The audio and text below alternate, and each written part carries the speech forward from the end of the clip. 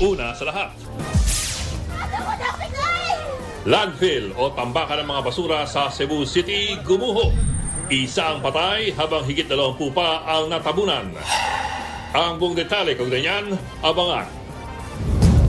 Magandang gabi, Pilipinas. Sa Frontline tonight. Ilang luxury cars sa pag-ari raw ni dating Congressman Zaldico natagpuan sa parking lot ng isang condominium sa Taguig City.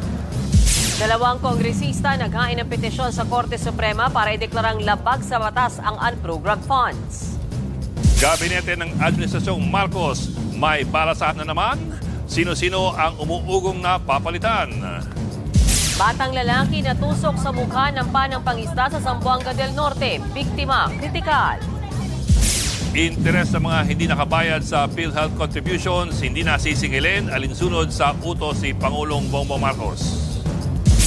At mula sa big screen, mapapanood na sa telebisyon ang series version ng The Kingdom.